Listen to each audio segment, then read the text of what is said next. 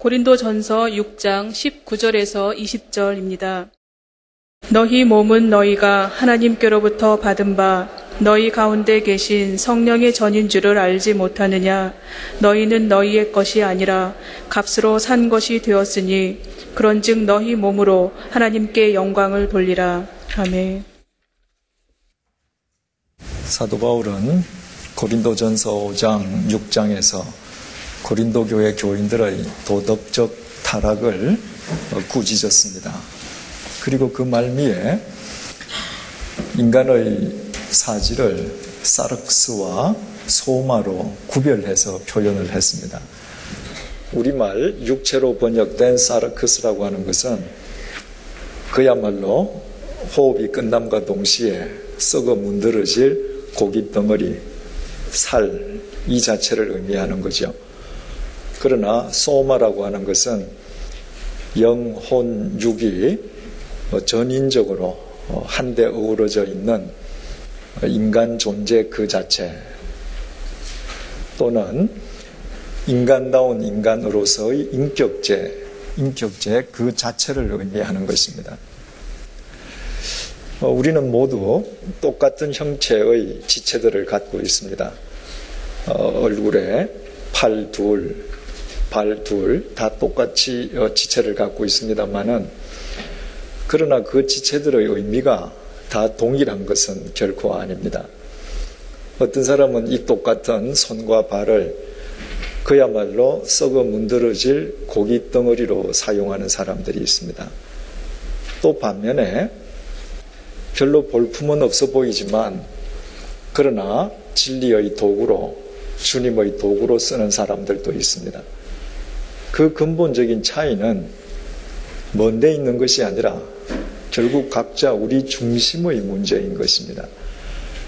내 중심이 나를 향해 있다면 그것은 바꾸어 말하면 자기 욕망의 노예 상태에 있음을 의미하니까 겉으로 아무리 잘 가꾸었다 할지라도 결국은 자기 몸을 썩어질 사르크스, 고기 덩어리로 전락시키는 것 이상의 의미가 없는 것이죠. 그러나 내 중심이 영이신 하나님을 향해 있다면 내가 세상에서는 보잘것없다 할지라도 나의 사지백체를 통해서 주께서는 역사하시고 나의 볼품없는 손과 발은 주님의 손과 발이 될 수 있는 것이죠. 2000년 전에 갈릴리에 그 제자들을 볼 때 무슨 육체적으로, 외관상으로 그럴듯 했겠습니까? 참 볼품 없었겠죠? 그 바다에서 고기 잡던 사람들의 그 터진 등, 손등, 새카맣게 그을린 얼굴들을 한번 생각해 보십시오. 그러나 그들의 중심이 주님을 향해 있을 때 주님은 그들을 통해서 세상의 역사를 새롭게 하신 것이죠. 그래서 사도 바울이 오늘 본문 19절을 통해서 이렇게 말을 했습니다. 너희 몸은 너희가 하나님께로부터 받은 바 너희 가운데 계신 성령의 전인 줄 알지 못하느냐. 너희는 너희의 것이 아니라. 고린도 교인들이 주님을 믿는다라고 하면서도 그렇게 타락했던 근본 이유를 지금 짚어주는 것입니다. 그들은 바로 자기들이 성령의 전이라고 하는 사실, 성령님께서 자기네들 속에 내주해 계신다는 사실 자체를 모르고 있었습니다. 아니, 모르는 것이 아니라 망각하고 살아갔던 것이죠. 그래서 귀한 주님의 지체, 소마이어야 할 그들의 지체를 사르크스, 고기 덩어리로 전락시키는 어리석은 삶을 살았거든요. 그래서 사도 바울은 너희들 그거 잘못된 삶이다. 너희들 중심이 주님을 향한 삶이 되어야 한다라는 것을 너희들이 성령의 전이라는 현재형으로 다시 한번 그들의 정체성을 일깨워 주었습니다. 그리고 20절에서 이렇게 끝을 내었죠. 값으로 산 것이 되었으니 그런즉 너희 몸으로 하나님께 영광을 돌리라. 예수 그리스도께서 십자가에 피 흘려 그들을 구원해 주셨으므로 그러므로 너희들 몸으로 하나님께 영광을 돌리라. 몸으로 영광을 돌린다라는 말이 무엇인지를 구체적으로 그 의미를 알기 위해서는 영광을 돌리는 것이 대체 무언가? 그 의미를 먼저 바르게 알아야죠. 하나님의 영광을 우리가 바르게 이해하기 위해서 우리가 반드시 한번 짚고 넘어가야 될 본문이 요한복음 11장입니다. 그 요한복음 11장은 베다니에 있는 나사로 남매의 이야기입니다. 어느 날 나사로가 죽을 병에 걸리지 않습니까? 이제 곧 죽게 생겼단 말이죠. 그래서 나사로의 누이들이 멀리 계신 예수님께 사람을 급히 보냅니다. 예수님, 우리 오라비가 죽게 되었습니다. 빨리 오셔서 좀 고쳐주십시오. 그랬더니 예수님이 하신 말씀이 요한복음 11장 4절에 이렇게 기록이 되어 있습니다. 이 병은 죽을 병이 아니라 하나님의 영광을 위함이요 하나님의 아들로 이를 인하여 영광을 얻게 하려 하심이라. 지금 사람이 죽어가는데 주님께서는 이 병 이거 하나님 영광과 그 아들의 영광을 위한 거다. 우리 상식으로는 빨리 가서 고쳐주셔야 될 것 같은데 안 고쳐주셔요. 그리고 예수님께서 베다니에 도착하셨을 때는 나사로가 죽은 지 나흘째 되는 날이었습니다. 이미 장사를 지내서 나사로의 시체가 썩어가고 있었죠. 그때 예수님께서 무덤의 문을 열게 하시고, 이스라엘은 우리처럼 흙을 파서 매장하지 않지 않습니까? 동굴 속에 시신을 안치하거든요. 그래서 동굴의 문을 열게 하시고 수위에 싸져 있는 썩은 시체 냄새가 나는 나사로를 불러서 살리셨습니다. 그게 하나님 영광을 위함이고 예수 그리스도의 영광을 위함이라는 겁니다. 그러면 우리는 언뜻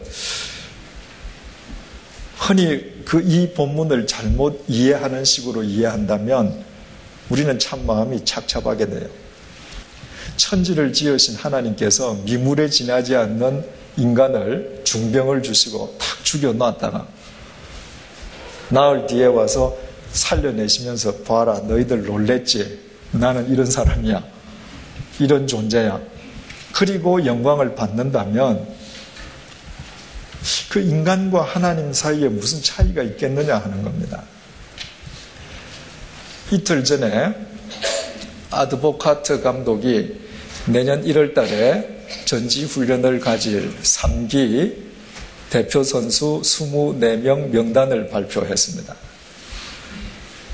그런데 아드보카트 감독에 의해서 2기 전지훈련에 갔던 24명 중에서 8명이 탈락이 됐습니다. 그런데 아드보카트 감독이 한 말은 탈락된 8명은 완전히 탈락된 건 아니다. 3기 24명 선수 중에서 부상병이 있거나 부상 선수가 있거나 문제가 있는 선수가 있으면 그 8명 중에서 내가 뽑아 올릴 거다. 그러면 여러분, 그 8명은 뭘 기다리겠습니까?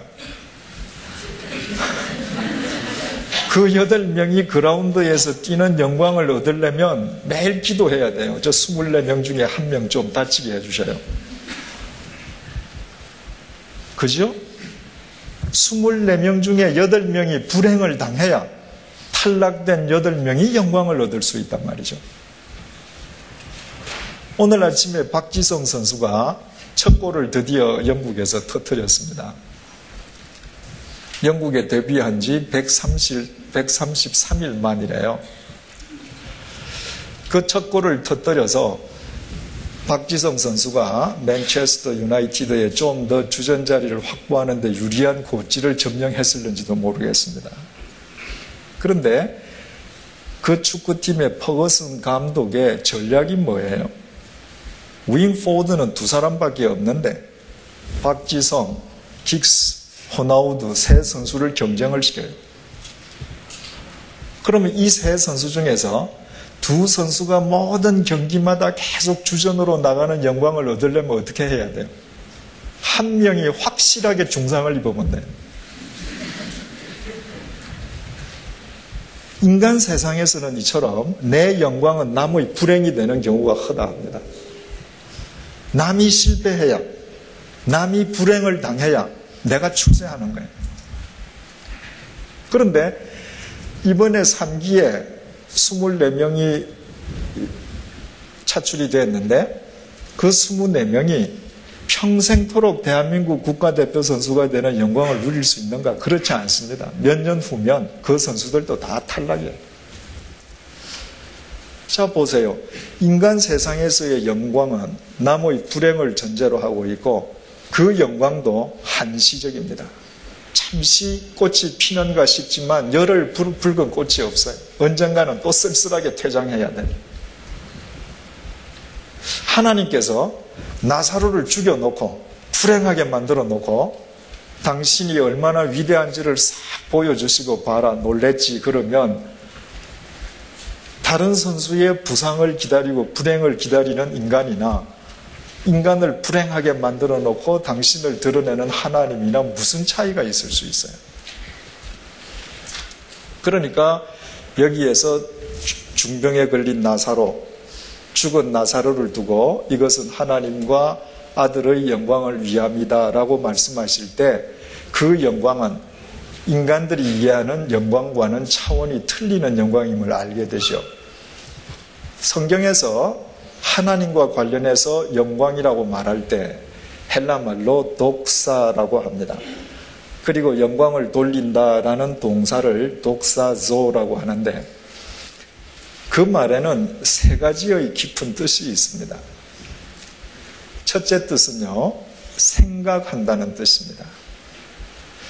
여러분, 인간과 짐승의 근본적인 차이는 인간은 이성적인 존재라는 거예요. 이성적인 존재의 특성은 이성을 바탕으로 생각할 수 있는 능력을 가진 겁니다. 짐승은 생각하지 않아요. 그런데 실제로 인생을 살아가면서 생각하며 살아가는 인간들은 의외로 적습니다. 생각하지를 않습니다. 생각하지 않고 살아가기 때문에 결국 인간은 자기 감정이나 욕망에 충실하게 살아가는 거예요. 자기 감정이나 욕망에 사로잡혀 살아간다는 걸 무엇을 의미합니까? 결국 자기의 지체를 고깃덩어리로 전락시키는 겁니다. 뭐가 옳고 그른지 전혀 개의치 않고 살아가는 거예요. 그런 인간이 어느 날 인생의 고비를 맞았습니다. 어느 날 깊은 병 속에 빠졌습니다. 어느 날 쓰디쓴 실패의 잔을 마셨습니다. 그리고 불현듯이 욕망을 향해 치닫던 자신의 발걸음을 멈추고 야, 아무개야, 내가 지금 도대체 뭘 위해 사는 거야? 내가 지금 왜 이 짓을 하고 있는 거야? 내가 여기에 생명을 거는 이유가 도대체 뭐야? 생각하기 시작한다면 그것 자체가 이미 하나님께 영광이 되는 것입니다.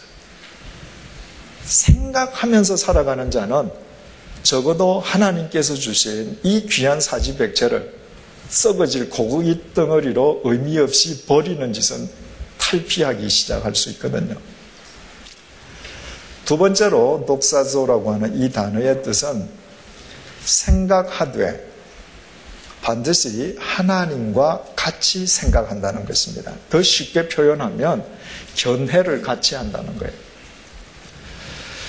여러분, 요 근래 우리나라 전 국민들 사이에서 제일 뜨거운 핫 이슈가 있다면 뭐 두말할 것도 없이 황우석 박사 파동이겠죠. 그래서 우리는 잘 모르지만 매일 보도되는 그 사실 자체만을 놓고 보면 거기에 대해서 참 할 말들이 많이 있을 것입니다. 우리는 과학적인 지식이 없기에 서울대학교 조사위원들이 조사해서 결과를 발표할 때까지 지켜볼 수밖에 없습니다. 그런데 황우석 박사 그 개인 한 분을 놓고 지금 실추될 대로 실추된 그분의 명예, 그분의 영광이 회복될 수 있는 길이 있다면 뭐겠어요? 조사위원들이 다 조사를 한 뒤에 황우석 박사와 견해를 같이 해주면 그분의 영광은 회복되는 겁니다. 저분 말이 다 맞다. 저분 주장은 다 맞다. 우리는 저분과 똑같은 생각이다. 우리 조사위원들은 황우석 박사의 견해와 100% 동의한다. 그러면 영광이 회복되는 거죠. 거꾸로 우리는 저분이 발표한 논문, 저분이 발표한 주장, 저분의 견해 10%밖에 동의 안 한다. 불명예죠. 하나님께 영광 돌리는 게 뭔가? 하나님과 견해를 같이 하는 겁니다. 길이요 진리요 생명이신 예수 그리스도 안에 있으면 그 인생을 건져 올리는 것이고, 그 밖에 있으면 어떤 삶을 산다 할지라도 자기 육체를 고깃덩어리로 버리는 짓이다. 하나님 내 100% 동의합니다. 여러분들께서 구역에서 성경 공부를 하는데 여러분들이 어떨 때 구역장께서 여러분들을 통해서 영광을 받으시겠어요? 아, 우리 구역장님의 견해에 100% 우리는 동의하고 정말 당신이 가르쳐주는 말씀을 쫓아서 우리 살고 보니 정말 우리 인생이 달라집니다. 복음이 맞습니다. 그럼 구역장님은 굉장히 기뻐하시겠죠. 그죠? 그런데 내가 하나님을 믿는다라고 하면서 성경을 보면서 아, 요건 내가 동기가 되네. 근데 이건 말도 안 돼. 이거 하나님께 영광 돌리는 거 아니죠. 그죠? 그래서 하나님과 100% 같은 생각을 갖는다. 그게 영광 돌리는 거예요. 세 번째로 하나님을 찬양하는 겁니다.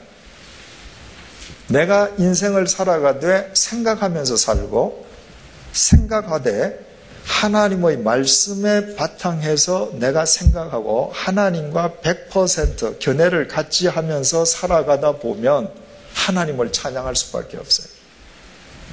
내가 진리를 쫓아서 정말 의미 있게 내 인생을 건져 올리다 보면 이것이 내 노력으로 된 게 아닌 걸 내가 알거든요. 내가 이렇게 살 수밖에 없도록 하나님께서는 수많은 사람을 내 앞에 보내시고 수많은 사건들을 거미줄처럼 얽어지게 하셔서 나를 불러내셨단 말이에요. 그리고는 생각하게 하시고 생각하되 하나님의 말씀대로 생각하고 살아가게 해주셨으니 하나님을 찬양할 수밖에 없는 것이죠. 그렇다면 중병에 걸려서 죽어가는 나사로를 보고 저건 하나님과 아들의 영광을 위함이다 라고 말씀하신 예수님의 말씀의 뜻을 이제 아시겠죠? 내 라이벌 선수가 불행을 당해서 내가 영광을 얻는 것과 같은 인간의 상대적이고도 유한한 영광을 의미하시는 것이 아니라 그 인생을 하나님 앞에서 영원토록 바로 세워주시고 영원한 생명 속에서 영원토록 행복한 인간으로 세워주시기 위한 하나님의 사랑인 것을 우리는 알 수 있습니다. 어떤 인간이든지 바로 그와 같이 하나님의 은혜 속에서 바른 삶을 살아갈 때 그것 자체가 하나님께 영광이 된다는 거예요. 사도 바울이 이런 의미에서 영광을 돌리라고 말을 한 것입니다. 중요한 사실은 지난주에도 말씀드린 바와 같이 단순히 영광을 돌리라고 사도 바울이 말한 것이 아니라 너의 몸으로 영광을 돌리라는 겁니다. 단순히 머릿속에서 하나님은 이렇게 말씀하셨지, 맞아.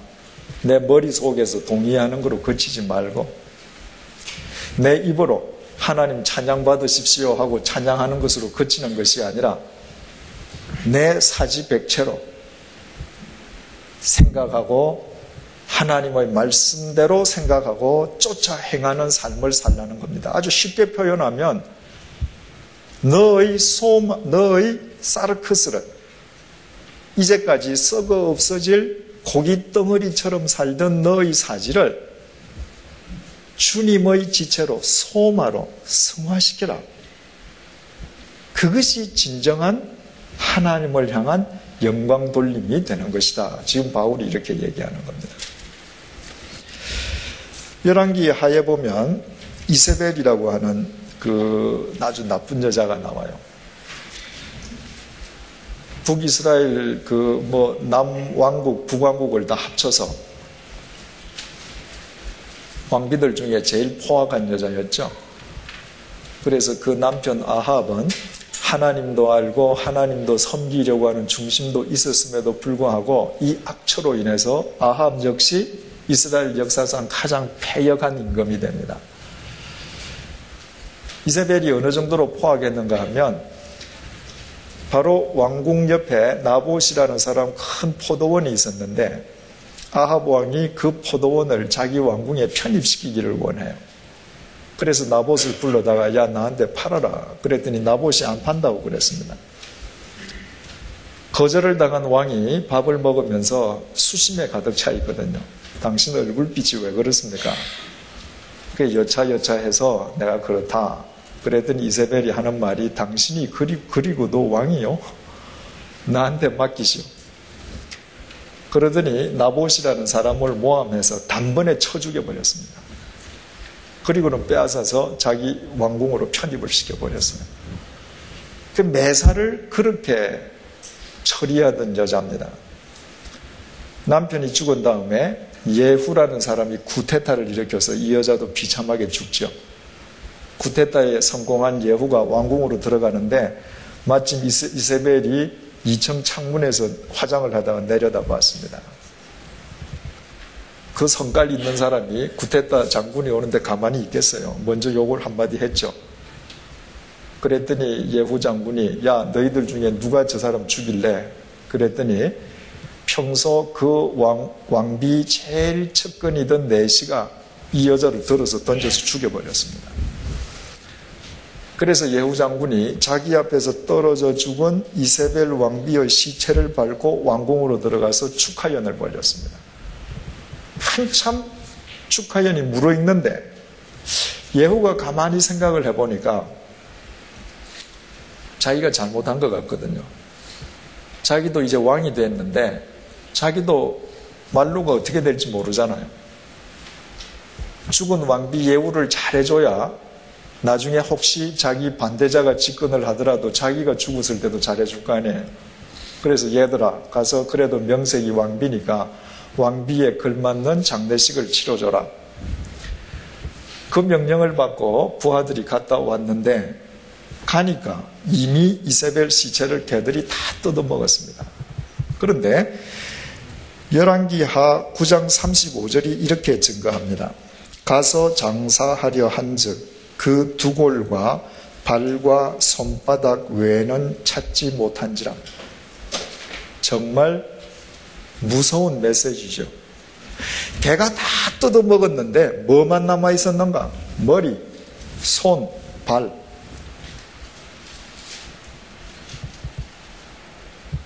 머리가 뭐죠?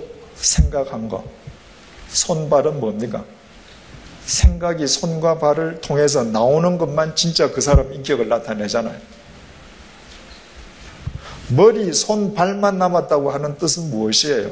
한 인간이 살다 가도 그가 손과 발로 행한 것은 고스란히 그대로 남는다는 것입니다. 모든 인간들은 손과 발을 이세벨처럼 사용합니다. 자기 욕망의 도구로 써요. 하고 싶은 대로 씁니다. 이세벨이 그 손과 발로 가고 싶은 데 다 갔고 갖고 싶은 거 다 가지면서 얼마나 자기를 좋게 꾸몄겠어요. 그러나 하나님 보시기에는 패역한 인간이었습니다. 몸으로 영광을 돌린다라고 하는 것은 바로 이세벨의 지체 같은 우리의 이 지체를 주님의 도구로 주님 앞에 내어놓는 것이죠. 그것이 우리가 성령의 전임을 깨닫고 몸으로 하나님께 영광을 돌려드리는 삶인 것입니다. 다음 시간에도 다시 말씀드리겠습니다만은 사람들이 늘 착각하는 것이 하나님께 영광을 돌리는 삶을 살자라고 하면 일방적으로 하나님만을 위한 삶이라고 자꾸 오해한단 말이죠. 하나님의 영광을 드러내는 삶이 결국 누구를 위한 거예요?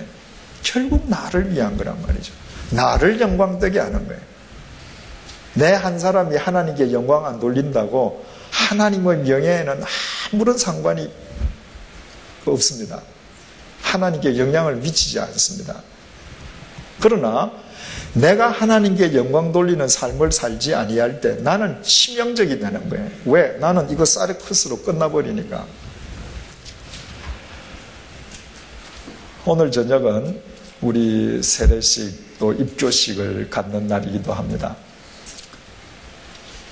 세례식은 여러분들이 다 아시고, 입교라고 하는 것은 어릴 때 유아 세례를 받았던 사람들 혹은 가톨릭에서 영세를 받으셨던 분들이 어릴 때 유아 세례 받을 당시 부모님들이 자기를 대신해서 서약했던 그 서약대로 살겠습니다.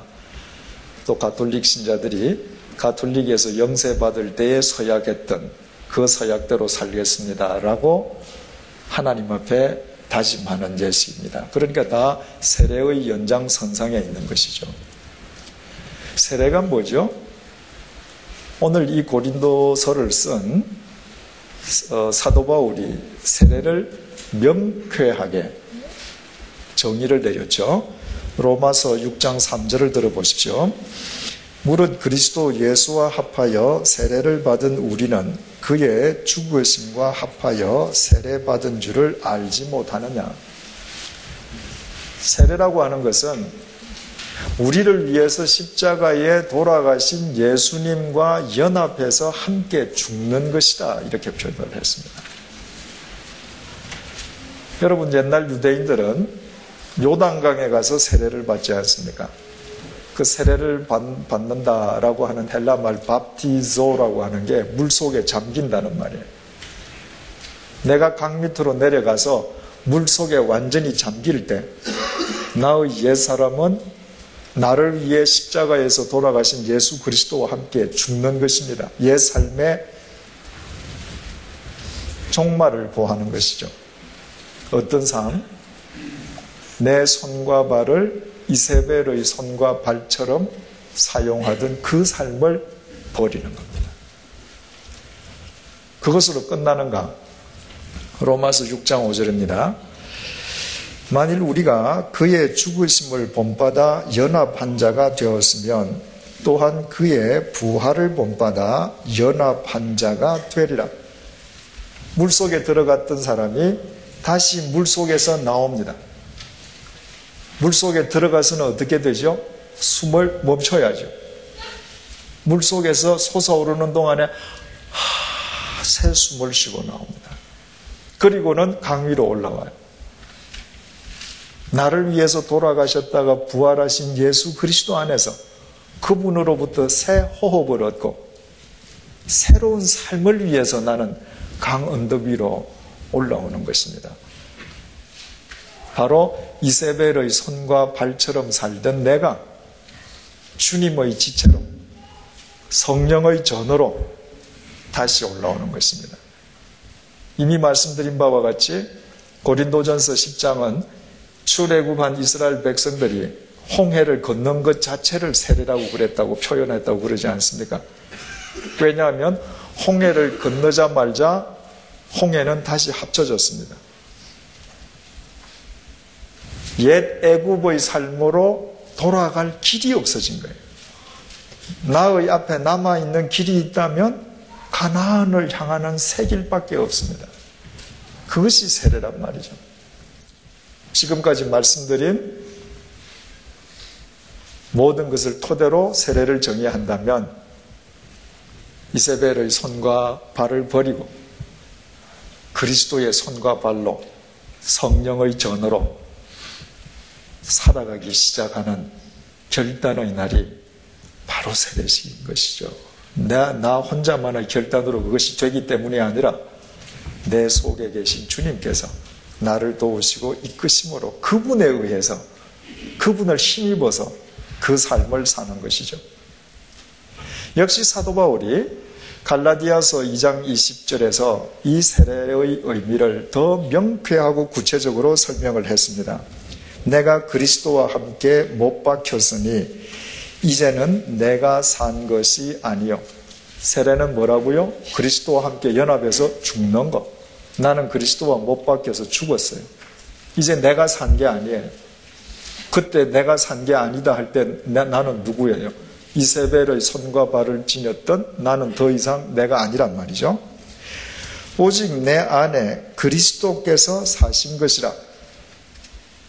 예수 그리스도께서 밖에 계시지 않습니다. 내 안에 살고 계시는 거예요. 그분이 나의 주인이십니다. 내가 그분과 더불어 새롭게 호흡하고 다시 살아나는 것입니다. 그래서 이제 내가 육체 가운데 사는 것은 나를 사랑하사 나를 위하여 자기 몸을 버리신 하나님의 아들을 믿는 믿음 안에서 사는 것이라. 이제부터 그분이 내 주인이기 때문에 내가 육체 안에 사는 것은 그분의 지시대로 살아가는 것이니 내 손이 누구 손이에요? 그분 손이에요. 내 발이 누구 발이에요? 그분 발이에요.